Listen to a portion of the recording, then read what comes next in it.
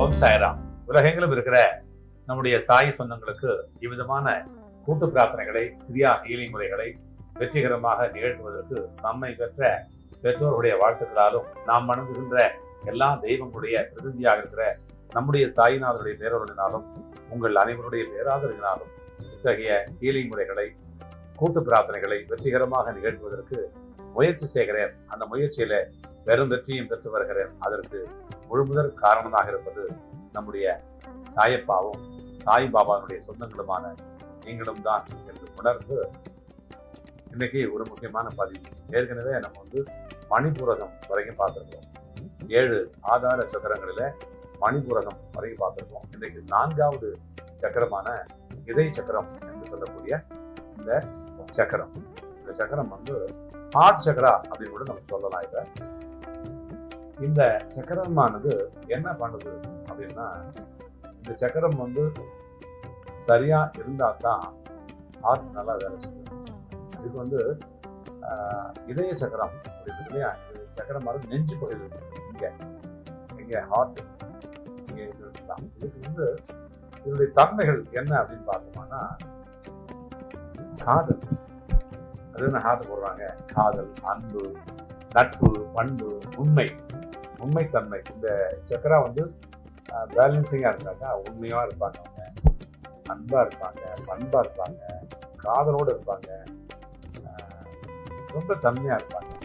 இந்த மாதிரி உணர்வுகளை இந்த சக்கரம் வெளிப்படுத்துது. இது பேலன்சிங்கா இருந்தாக்கா அன்பே இருக்காது, உண்மை இருக்காது, பண்பு இருக்காது, காதல் இருக்காது, ஏமாத்திக்கிட்டே இருப்பாங்க. இது சரியில்லாதவங்க தான் ஏமாத்துறவங்களா இருப்பாங்க. மற்றவர்களுடைய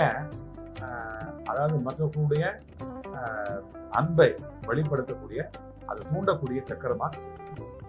மேலும் இது தைமஸ் சுரப்பி அப்படிங்கிற சுரப்பியினுடைய கட்டுப்பாட்டுல இது இருக்குது. இருதயம், நுரையீரல், இரத்த ஓட்டம், இது சம்பந்தப்பட்ட கல்லீரல், இதெல்லாம் இது கண்ட்ரோல் பண்ணுது இந்த சக்கரம்.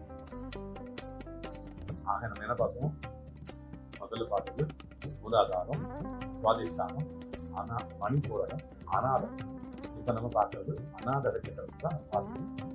இதுதான் இந்த கல்லீரலை, ரத்த ஓட்டத்தை இதெல்லாம் சரி பண்ணக்கூடிய, கண்ட்ரோல் பண்ணக்கூடிய ஆற்றல்.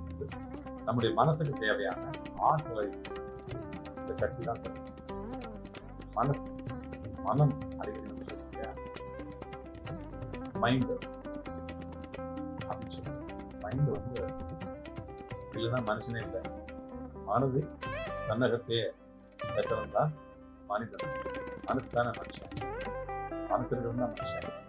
மனசு இல்லைன்னா மனுஷன்.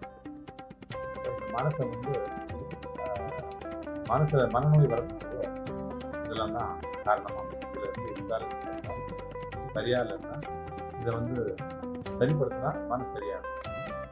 இதில் கான்சன்ட்ரேட் பண்ணாங்க மனசு சரியாகும். அப்போ அன்பா இருப்பாங்க, பண்பா இருப்பாங்க, உண்மையா இருப்பாங்க, சரியா இருப்பாங்க, மனுஷனா இருப்பாங்க.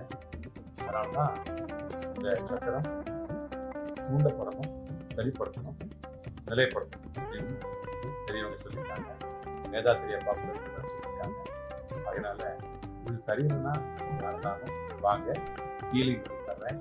கண்டிப்பா நீங்க இதய நோய் சம்பந்தப்பட்டவங்க, அப்புறம் இந்த நுரையீரல் நோய் சம்பந்தப்பட்டவங்க, இரத்த ஓட்டம் சரியில்லாதவங்க, இதெல்லாம் அதுல கான்சன்ட்ரேட் பண்ணாக்கா கண்டிப்பா சரியா இருக்கும். சரியாகலன்னா ஹீலிங் வாங்க, சரியா. மீண்டும் விசுத்தி அப்படிங்கிற சக்கரத்தை நம்ம அடுத்த பதிவில் பார்ப்போம். அதுவரை உங்களிடம் கிடைக்கும் சாய்ராம், மண்டலூர் வழித்துணை பாபா. ஜெய் சாய்ராம்.